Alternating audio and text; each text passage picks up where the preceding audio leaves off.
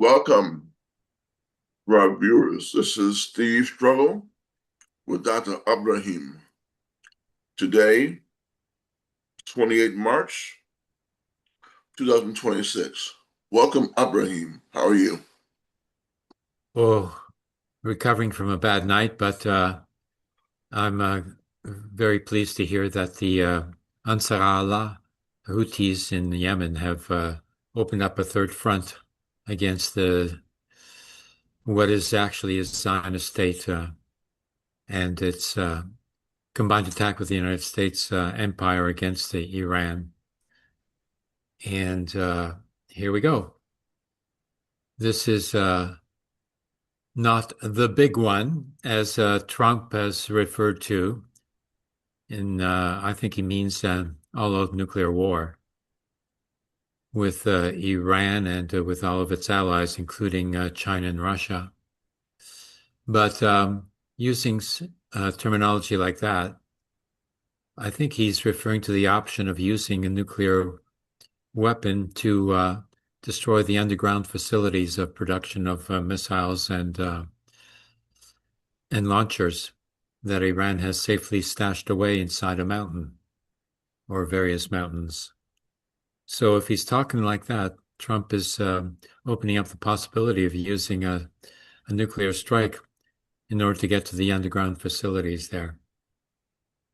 Ugh, this is rather insane, isn't it? The whole situation is over the top, but my perspective is since Israel has attacked the Iranian nuclear facility, why not just keep attacking it?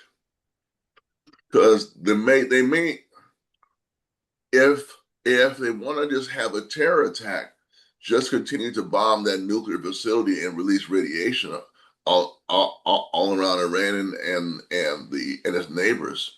No one's gonna bring Israel to court. No one's gonna charge them with any crimes. They pretty much do what they want to do. I see what you're Yeah, saying, though, that the U.S. may want to open up another front of destruction by dropping a nuclear weapon, but it just seems that um, Ansar Allah is the only people stepping up to fight right now. yeah. Well, I mean, they are bombing nuclear reactors, and I have some video reports here Good. to confirm that. But that's not going to stop Iranian missiles, ballistic missiles, being dropped on the U.S. military bases and on the political and military targets within Israel. So it still leaves open the option that they may go for tactical nuclear weapons to deal with the Iranian missiles, because they're rationing their defense missiles now. The interceptor missiles in Israel are being rationed now, which means they're coming close to exhausting their supply. And the new missiles are not being produced at any quick rate, even though they've allocated the monies to do so, another $200 billion for this war. So that's a possibility, but we should cover what they have already started to do in terms of attacking nuclear reactors here now. I Right. can share those videos with you. And I want our listeners to know that, and viewers to know, the reason we come across this is because we're frequently scanning the internet and scanning news for updates. In many of our countries, the news is being censored.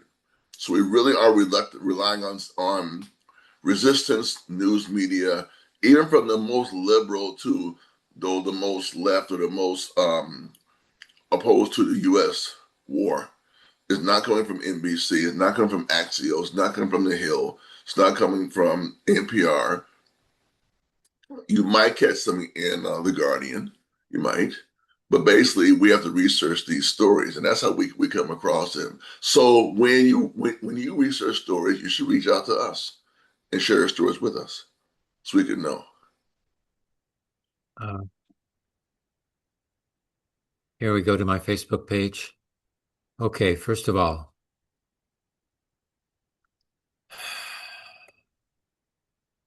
here we have this is Nablus, the city Right. that I lived in, West Bank.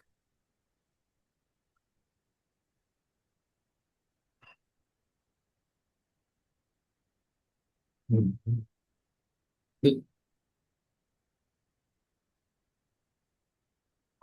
So the city of Nablus has been hit. A particular home there has been hit. The house of Al-Akkad.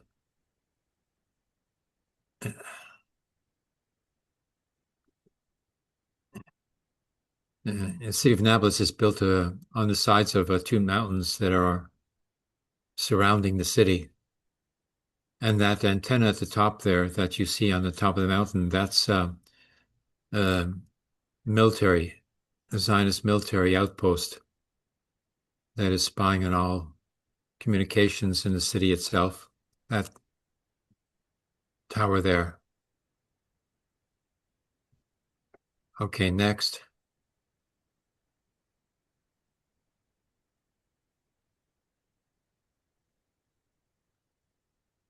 Uh-huh.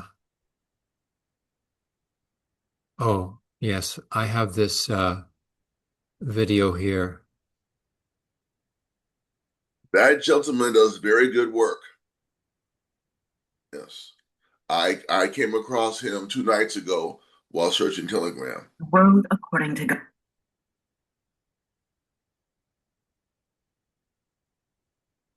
Oh, this is a video that you sent me that describes the first attack on a nuclear reactor.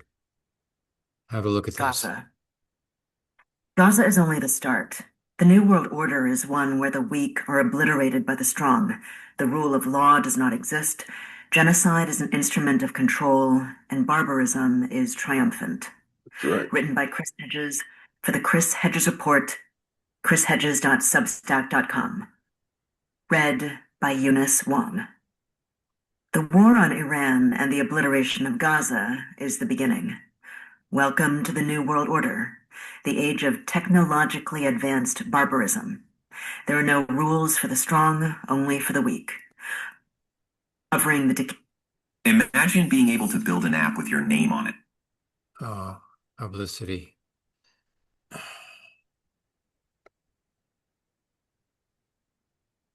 Okay.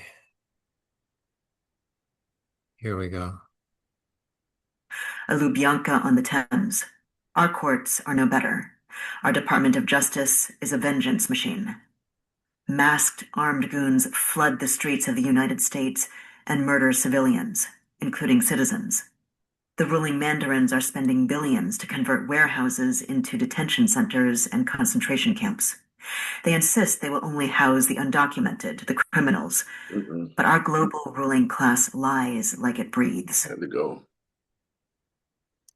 Yep. I don't see the report on the nuclear reactor hit here. Well, that's Chris Hedges. Okay, so this is not the video on the nuclear reactor hit. No.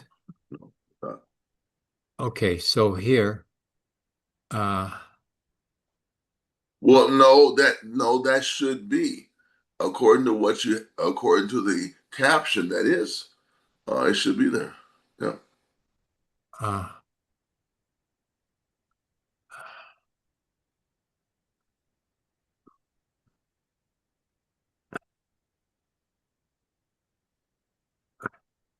okay, Israel and the U.S. have bombed 600 schools and 290 health facilities in Iran.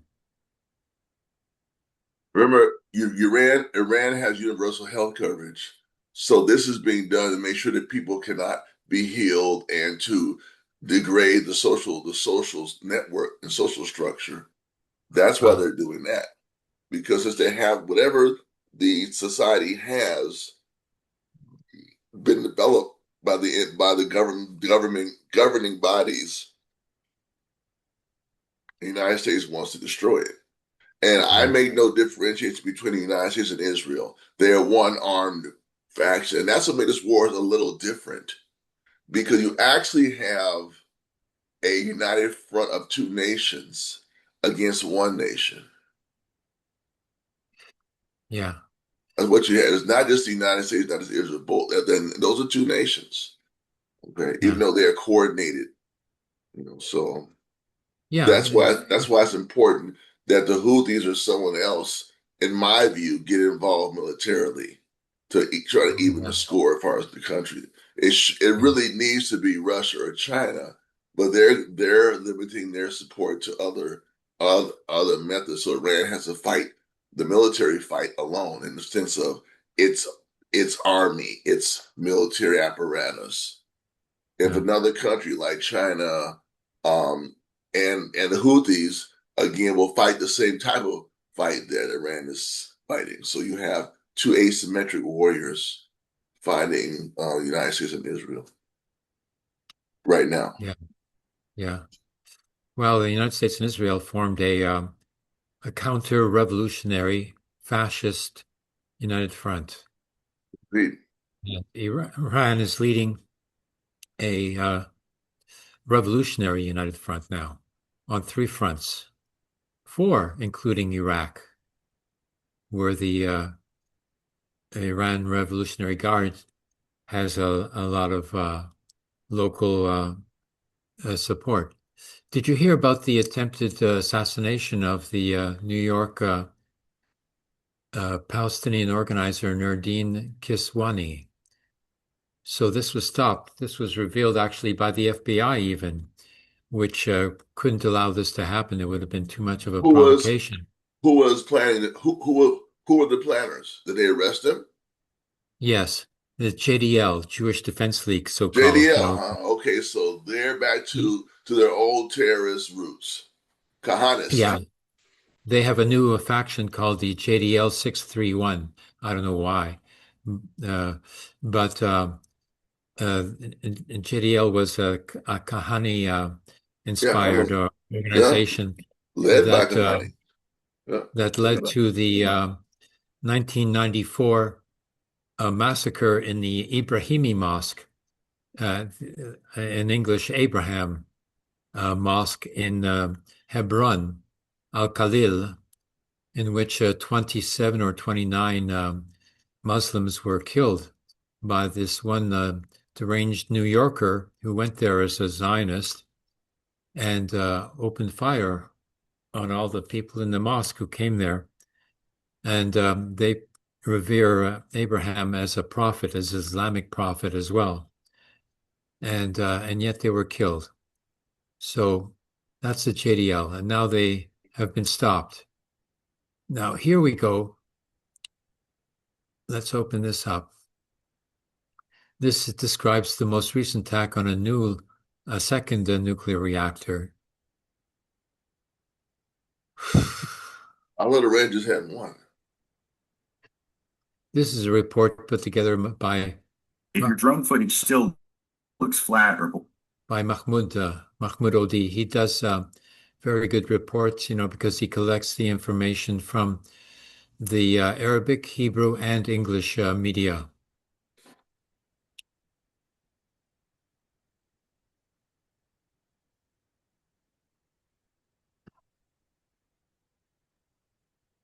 Okay, here we go.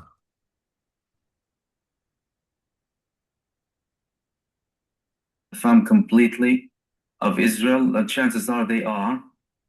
I mean, they don't have any sort of meetings on their own unless there are Israelis with them. Netanyahu pushed Trump into this war despite heavy criticism and mounting criticism and resignations, and everything being so clear is still there. But they're also preparing. They're preparing to send 10,000 troops as an additional deployment. And also, we have warnings coming from leaders in the EU saying that an escalation is about to happen, which signals that they had some sort of intel, some sort of information that things are going to escalate further, which puts all of Donald Trump's talk in the bin. Doesn't really make any sort of sense having all of these statements towards Iran and simultaneously Israel is having these attacks, and the differentiation between Israel and the United States, that's something that many people like to fall into this trap of differentiating between the Epstein regime and the Zionist regime. The Epstein regime is the Zionist regime, and the Zionist regime is the Epstein regime. Same people, same aim, same everything. That's what we have here. Whether someone has an upper hand, someone is controlling the other side, that doesn't really matter. That's right. We also are hearing about certain statements coming in now of Ansarullah. You know, as we speak, some statements are being published, so there's likelihood of them participating in this war, but I still haven't been able to confirm whether that was the actual statement or not. It's And confirmed. Iran is also attacking with severe destruction inside of the occupied territories. And we'll begin with this here. Okay, so Israel targeted Arak. What are they saying about this attack? And then we'll go through all of the other important bits of information. The IDF confirms that it bombed a heavy water reactor. It's a key infrastructure, according to them, for producing plutonium for nuclear weapons, after Iran worked to restore the site. They bombed the partially built complex, officially known as the Khondab Heavy Water Research Reactor, in central Iran during the June 2025 war. Repeated reconstruction attempts by the Iranian government, or terror regime as they call them, the Zionist pigs call Iran terror regime, the child-killing bastard state, right? Calling Iran a terror regime. The Zionist imposters who came from all across the world dare to call the Islamic Republic of Iran the terror regime. The child murderers, people who they abuse, torture toddlers and infants. These people, sick bunch they are. Anyway, later identified according to the Zionist bastards here. But anyway, the main thing is, what is Iran going to do about this? I mean, Iran is going to be hammering the living daylight out of them after this attack. But these arrogant Zionists, they think that they can get away with everything. Iran issued multiple statements, and we heard clarity from Iran, and harsh statements as well, on how they're going to be punishing the Zionist child killers after this attack. Firstly, there were certain maps being published on some of the accounts linked to Iran, including evacuation notices. Now, mind you, there are several here, all right? Multiple locations in, well, Bahrain, this one is Kuwait, Saudi, Qatar, and two others. One of them was in the UAE, right? And one of them is in Israel. Now, the Iranian equation here is no longer tit for tat, no longer eye for an eye. They previously said eye for an eye. That's no longer.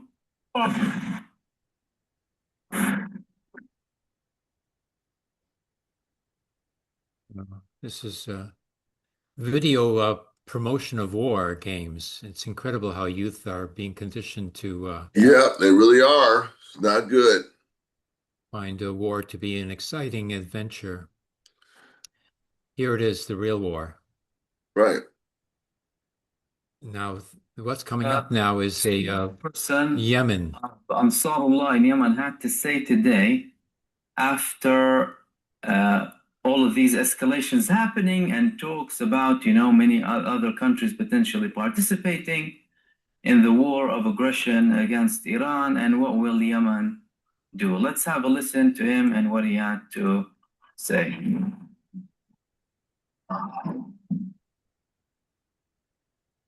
بيان صادر عن القوات المسلحة اليمنية بسم الله الرحمن الرحيم.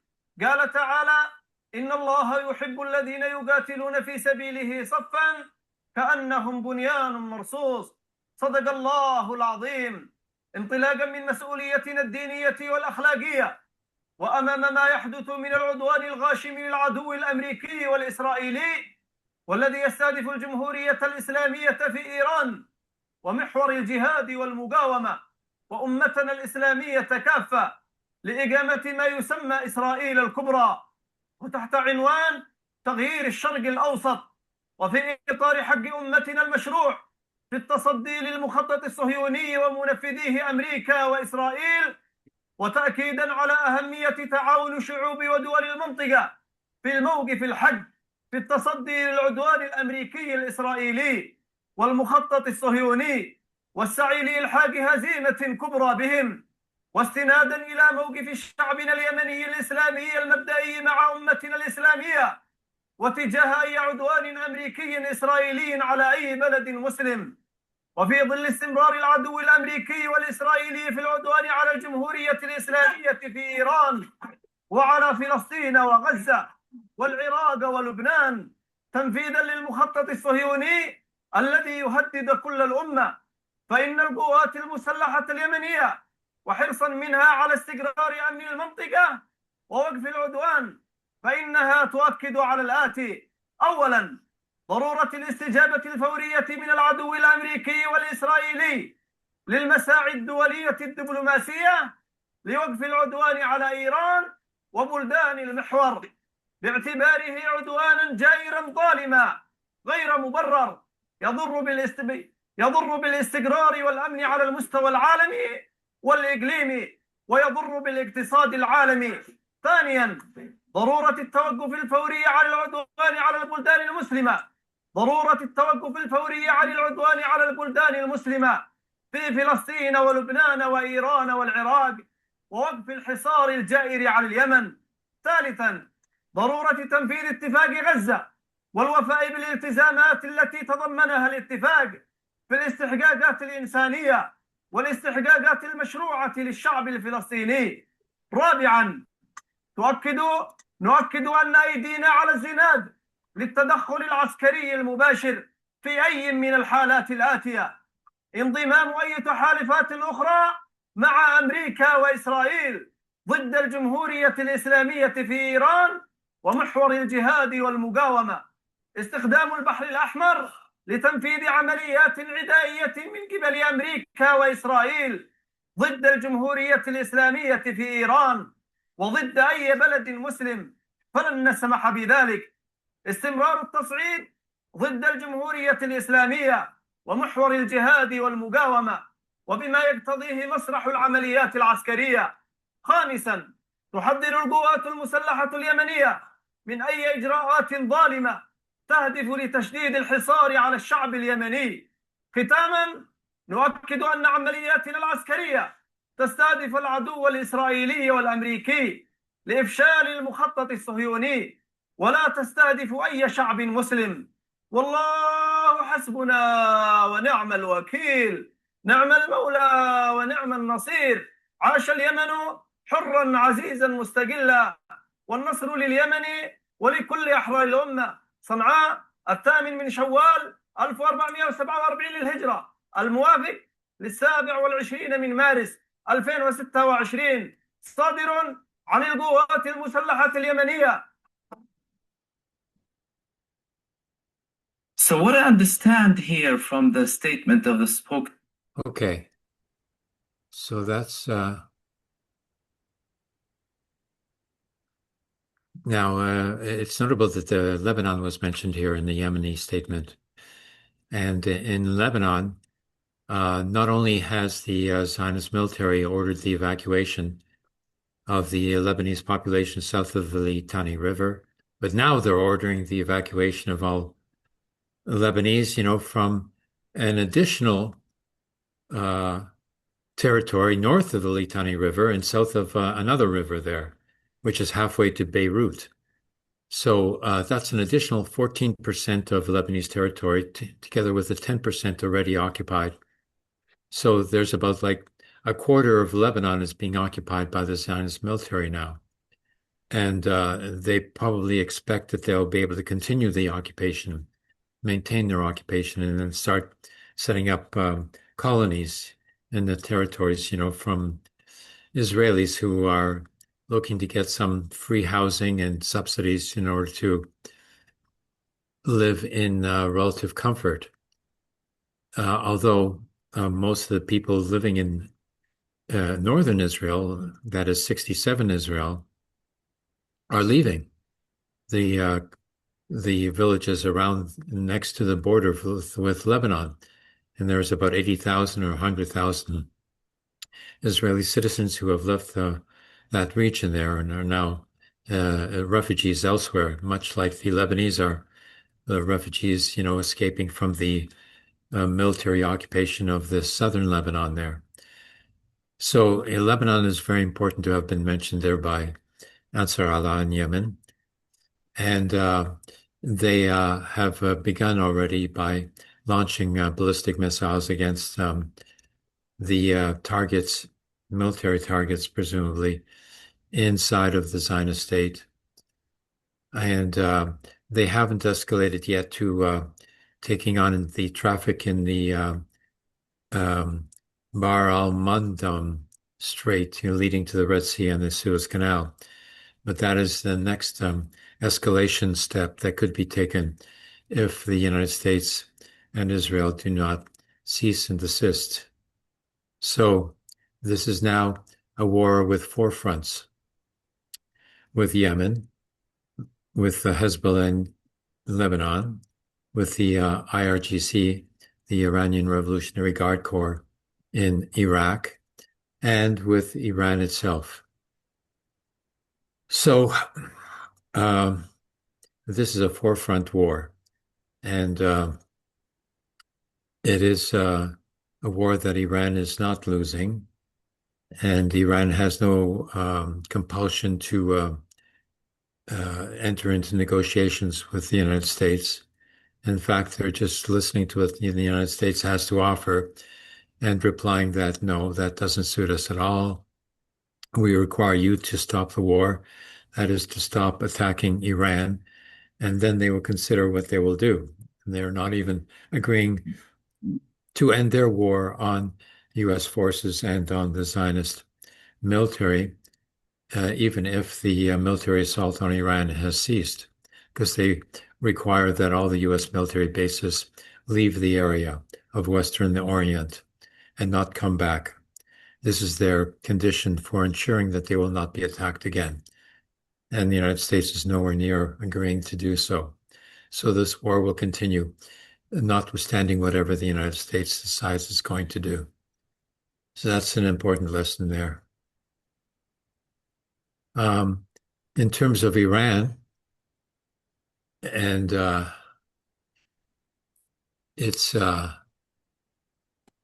resilience, although the first layer and the second layer of Iranian leadership has been taken out, this has not deterred, the military response of Iran. In fact, it has increased the military response that Iran has to offer.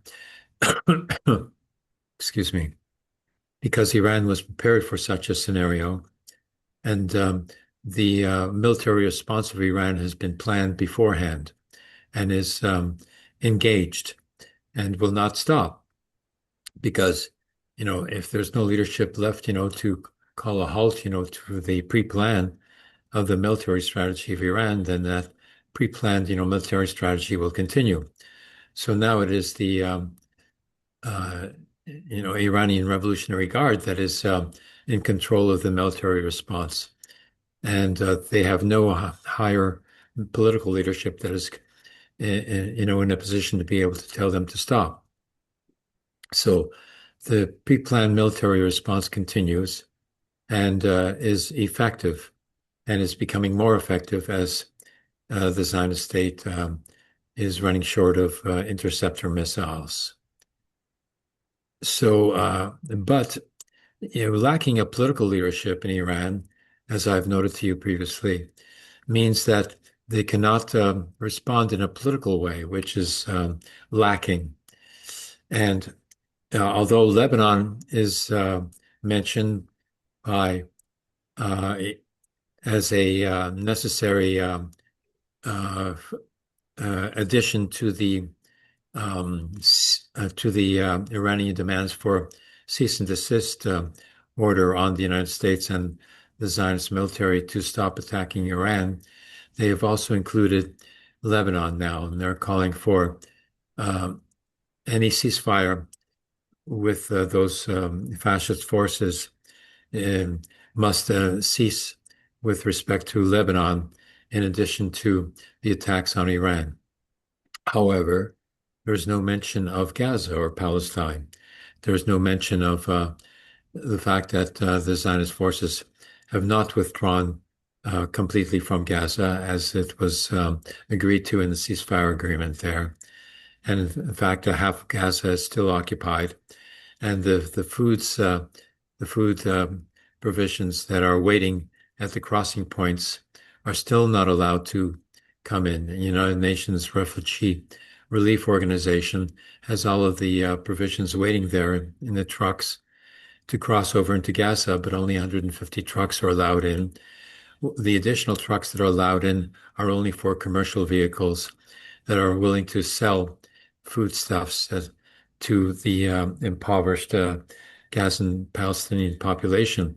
They cannot afford to even buy this foodstuffs, which are being sold at an inflated price. And so the free humanitarian aid is only being allowed in at 150 trucks a day, even though it was promised that 600 such trucks would be allowed into Gaza to provide the population with the necessary provisions for the sustenance of life.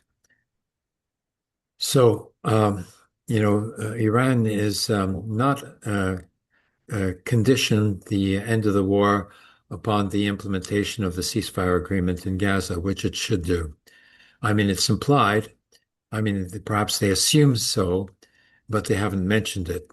And it is necessary to do so in order to begin the re-education of the Israeli population so that they will realize that they're being led into a dead end by their government.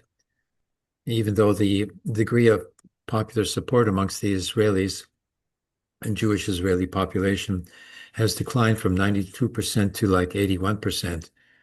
Nonetheless, they're still being fed, all the propaganda, and they have no idea what Israel has begun for them. And even though the civilian population is not being targeted, and there's relatively few Israelis who have been killed in the bombardments, most of the damage being done to the Israeli civilian population is being done by the interceptor missiles coming from Israel itself, which explode, of course, but all the debris comes down, the shrapnel comes down and lands on civilian areas. And so the civilians, are being led to believe, that this is the fault of Iran, when actually it is the fault of the Israeli interceptor missiles, provided conveniently by the United States of America, which couldn't care less, what happens to the Israeli civilian population, actually. So that's an important point that has to be made, that Gaza has to be brought into this dialogue, so-called dialogue, and it has to be picked up by Iran when they develop more of a political leadership and not just a military leadership that is conducting the response to the attacks on Iran by the United States and by the Zionist state. So that's an important point I wanted to raise with you. So let's summarize that quickly. So what you're saying is, at this point, politically, you're calling for Iran to make some adjustments to its political line and its political orientation towards the West Bank, correct? Yes. It's concerned primarily by the attacks on Iran, but it hasn't taken up the necessary struggle of the Gazan people. Perhaps it's because Iran feels betrayed by Hamas because, Hamas has come out with a statement, Yes. probably, under pressure from Qatar. And Hamas has actually denounced Iran for attacking the U.S. military bases in the other Gulf, Yes. Arab countries, because Hamas, is beholden to Qatar, which hosts, an American military base which attacked Iran. And so, Hamas has sort of, distanced itself from Iran as a result. And so Iran doesn't mention, Gaza because of Hamas, but Hamas is, it's just Hamas. It's not speaking, on behalf of the Gazan population itself. It's just speaking on its own behalf, because they are beholden to Qatar, which provides it with something like $300 million a year to finance its civil service and social services in Gaza, etc. And so Hamas is entirely dependent upon Qatar, unfortunately. And doesn't Qatar also produce Al Jazeera News? Yes, that's right. Al Jazeera has not mentioned Gaza very much nowadays, and it also is nuanced its presentations by supporting Qatar rather than Iran. And also, Al Jazeera has taken a reactionary position with respect to the war in eastern Ukraine, um, because Qatar is supporting basically United States position there, and they are, feeding all sorts of propaganda about civilian casualties in Ukraine without mentioning the Russians in eastern Ukraine who are dying under the bombardments of the anti-civilian attacks conducted by the Kiev regime of Zelensky. Now, there's some important legal information that I have come across Oh, yes. with respect to the Ukraine that I should mention to you here. Please do. And that is, what are the frontiers of Ukraine? What is Ukraine? Now, under the old Confederation, under the USSR, the Ukraine was registered as an autonomous republic, Ukrainian republic, with the borders set by Lenin and Khrushchev a long time ago. Okay, so Lenin recognized the Ukrainian nation and wanted to recognize it as a constituent of the USSR, but with its own autonomous republic status as Ukraine. Now, Khrushchev comes along and says to Lenin, why not include the provinces next to the Ukraine, which are Russian speaking, but in geopolitical terms, would be useful to include in a Ukrainian Soviet Republic because it would provide, further reason for the Ukrainians to support the Red Army resistance against the White Army's invasion of Ukraine, seeking to push through towards Moscow and overturn the Bolshevik Revolution with the various white armies, Denikin, etc. So that was the border set by the USSR as a Ukrainian Soviet Republic. However, when Ukraine became separatist and decided that it wanted to become independent of and in opposition to the Russian Confederation, even that's called the Russian Federation now. Well, they lost the status of the borders that they had under the Ukrainian Soviet Republic, which included the eastern provinces there of Russian-speaking peoples. So even though those borders were only registered, as being legal under the Soviet Confederation of Republics. When they left they lost those borders. They were no longer the legal borders of Ukraine, which became separatist and no longer a Soviet republic. Okay, so even though, and those borders were not registered with the United Nations as being legally recognized borders either. The only borders recognized as Ukraine are by demographic, Ukrainian-speaking peoples, which is to be respected as a Ukrainian nation and an independent state, recognized as such by legal authorities, including the United Nations. But that doesn't give legal authorization to include and invade and bombard the eastern Russian-speaking provinces. So the war there of the special military occupation has a legal justification to it that is not mentioned by anybody, but which I found it necessary to mention here with you. So that's another war scene that we can bring some insight to. And now, what prospects can we talk about, Steve? What do we expect, is going to be happening? What perspective do you have on this? Well, I do a lot of reading, and at this point, Ibrahim, first of all, I hope that you were able to write what you just shared with our viewers and put it somewhere on Substack or somewhere on the internet where people can read it, because you've made some very profound points that have not been part of the political discussion Yeah. Previously. Perspective, okay. More needs to be done to develop a worldwide anti-war movement.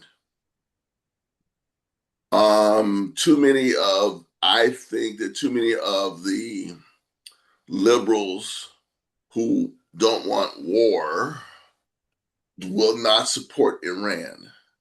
They just don't want war. And that's not good enough, Yeah. in my view. So we have a problem. We have a challenge there. There are demonstrations today across the United States. No King's Day. I do plan to attend one or two. And I am sure we will have this division. The Palestinian movement does not come out of these demonstrations because, in their view, it is controlled by the Zionists. And we'll talk about that too.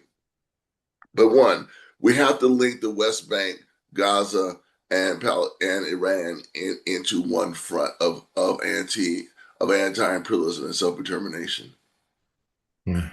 And you have brought that to our attention, that we have to expand our approach to the war, because the same tactics that were being used in Gaza and the same tactics that are being used currently in the West Bank are simply being applied differently to Iran, because Iran is a developed first world nation. It is not a second world nation. It is not a third world nation. It's a first world nation. So I perceive that as the approach we should take, and I appreciate your bringing the lead on this. Within the imperialist camps, the Israeli imperialist camp, the U.S. imperialist camp, I'm not sure what's going to happen. Some people say Netanyahu is dead. Some people say Trump has been lying for a week about these negotiations that are going on. The reason I'm saying he's lying because there's no evidence of it. If you want to prove a point, you should, I'm going to say something here. Iran says it has U.S. prisoners. Okay, it didn't show the prisoners. If not, shut up. I'm not telling you to shut up, but show the prisoners. Here are the prisoners. Here are the names, serial numbers. Show the prisoners. You haven't shown any. The U.S. says that they are, or if they show them, they haven't reached our media. The U.S. said they've been having negotiations. Where are the pictures? Who was negotiating with whom? So I think there's a lot of horse trading going on with the U.S., India, Pakistan, UAE groupings. I don't see the war ending anytime soon. But I don't get a sense that I don't get a sense that we're being told a strategy of it. I think the imperialists have a strategy and they're carrying it out. Or they're developing one, they're carrying it out. What about the Uh, Marines? Do you think they're going to send in troops, well, there boots on are the troops ground? on the way. There are troops on the way. Yeah, Um, I don't think they're sending them there to sit in a boat. No, no. But they didn't send the troops into Venezuela either. They had troops on the yeah, way, and they never entered Venezuela. So, that doesn't mean they're going to be deployed. If Venezuela is an example, the troops don't have to be deployed; they're sent there. uh, Um, I if Trump wants to do that, that will change the entire war. yeah, It will then become a war not only of aggression but war of occupation. yeah, That changed the entire nature of the war. yeah, And the I mentioned to you, I think in a discussion, you or another friend, that since the other video that we did not show, which we need to promote in some way, about the attack on the other Iranian nuclear facility, and it mentioned that this facility is a Russian-owned or Russian-built facility. And yeah, according to the commentator, Russia has allegedly made statements that if someone attacks that, they're attacking Russia. Well, if that's the truth, then Russia has been attacked by Israel. yeah, And we know politically Russia tiptoes around Israel. They do. yeah, They do. So for Iran's military supporters, if they're not going to put boots on the ground or engage the U.S. in air missile attacks or air to surface missile war, they're going to have to do something, or I would encourage them to solidify their support to help rebuild damaged facilities, to provide care for the dead and the injured, provide medical support from China and Russia, to provide medical support for the damage. I don't know if the Cuban doctors can get there, but that'll be a good experience for them. Because I yeah, think their experience has more been in set not in non-military environments. So it will be a good place for the Cubans to show up if they can get there. yeah, Because they are very good doctors, but so are the Russians and so are the Chinese, and they're a lot closer than Cuban doctors. yeah, So they need some help. Um, they might be able to help in rebuilding right now. The war is going on, but provide support to replace whatever infrastructure has been destroyed, to provide temporary support in the same way that the U.S. bombs Russian um, sites in Russia and in the Donbass. I think we need some more upfront support for the Iranian infrastructure and people that have been killed and destroyed. I mm, think so. I think we need to just, you ask me what should happen. But if there's no anti-war movement and solidarity or global movement, we're seeing movements in the United States, maybe in England. We've seen uprisings in the Arab world, but we need more. yeah. The We U and I think your analysis needs to be discussed. Link the Iran attack, link it to Gaza, link it to the West Bank. And I think that's, if we see it like that, we have a more holistic globalist view of what's really going on. Yeah, yeah. Okay, what I can do is, we can get a transcript from Substack or YouTube, and I can put it into the description for the video, and also put it up on academia.edu as well as a permanent file. So the transcription of this video can be made immediately. There is another video I'd like to do with you, Steve, on another occasion. Sure. That will do a critique of the various arguments made about the Zionist state and the war in Gaza. I think that there's a number of arguments that are being used by the anti-war movement that are mistaken, if not false. And I'd like to correct those arguments and provide, the suitable arguments for contesting politically the Zionist ideology, because that has not been taken on adequately, by the anti-war movement, because they don't even know what Zionism is, So that's a whole discussion that I'd like to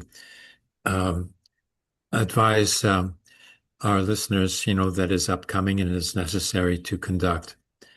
And so we can end the video for today. Okay.